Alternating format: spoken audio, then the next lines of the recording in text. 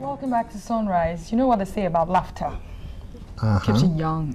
It does, yes. And also, to a large extent. Comedy has come to stay around the world. We have one of the brilliant minds behind the comedy business in Nigeria. And as you know, it is growing rapidly. I don't want to introduce him too much so that, you know, we do not...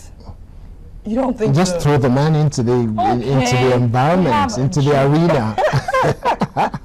The genius, they call him. Well, he happens to be one of the most successful entertainers in Nigeria today. We'll call him the genius. His name is Julius Agwu.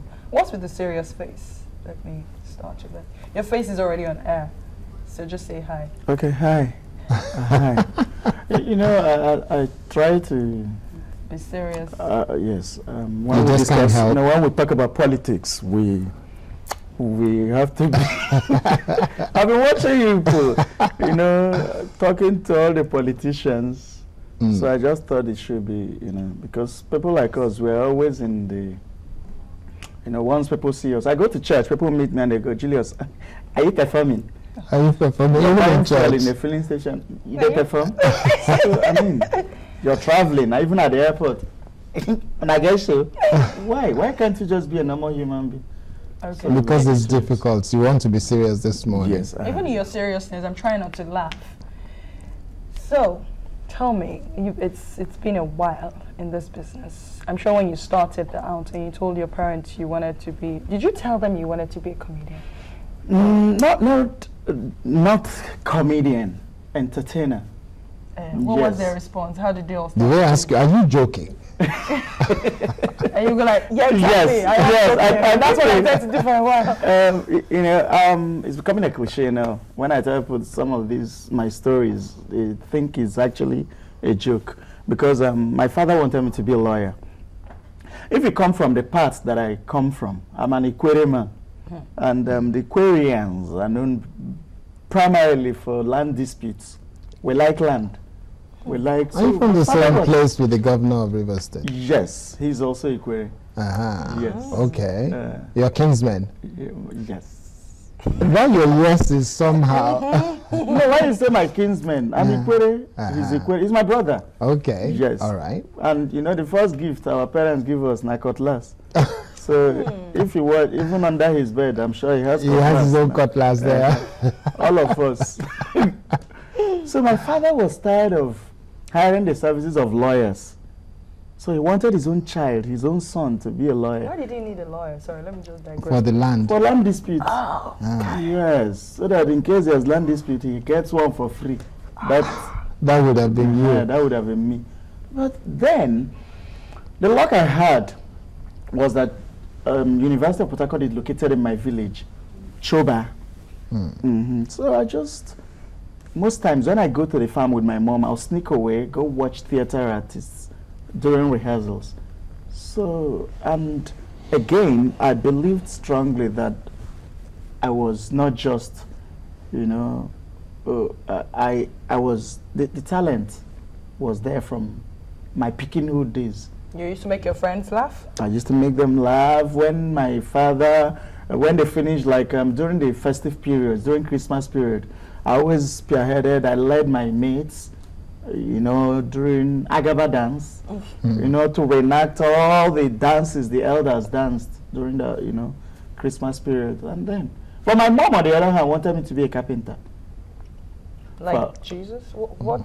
What's Jesus? Carpenters maybe work. I said like Jesus, so like Jesus who copied his father. So, but...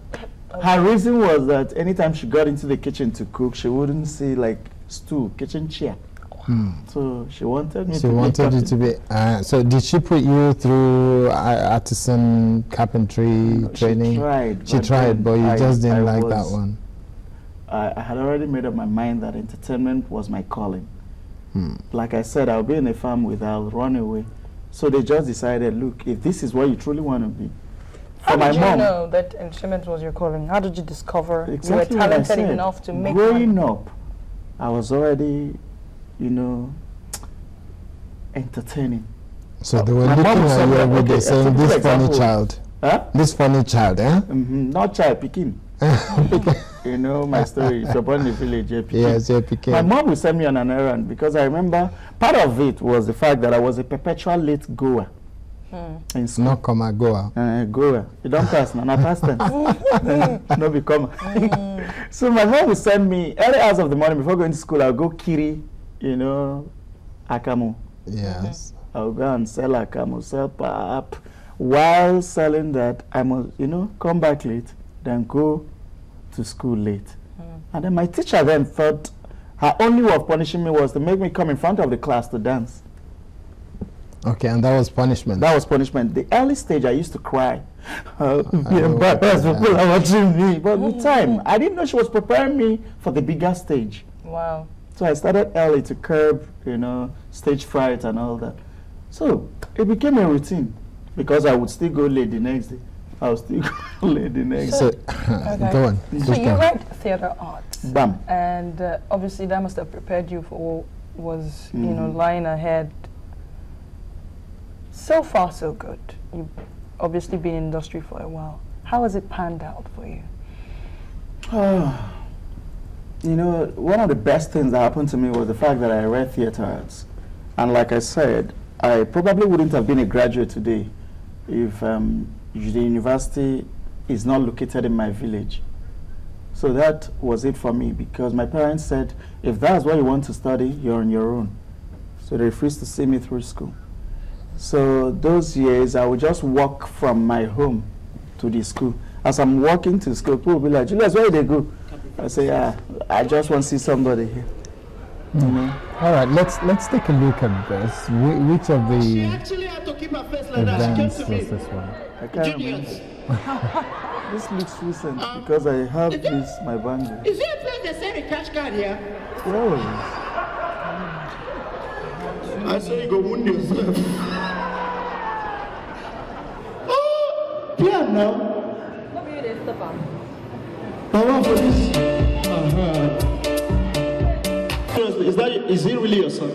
Yes, he's my son and he's a cousin to Dami Crane, my sister's son that just released My Dear in Nigeria with Two Face. See market. No. Simple question, is that your son? Yes, it's my son and he's the cousin to Dami Crane, my sister's son who just released an album. I'm Nigerian and we got to make the best of everything. Exactly, we got to make the best of everything. Nice hair, dude. Come now. No, come. This dress, we need it back home. Bring it home when you're coming. No, seriously, this dress will help us in Nigeria. If you're in a party, never takes light. Once you appear, everywhere we just shine. They will shout, up, never. Okay, so you were saying that was in Houston. That was in Houston. We had my show Crack Your Ribs in Houston. I think that was last year, about September last year. Okay, now, because we have very little time, talk us through the process of turning what is called entertainment and comedy into a business and being able to be successful at doing it. Okay, well, first, talent is not enough. Talent is not enough. I mean, there are so many people who are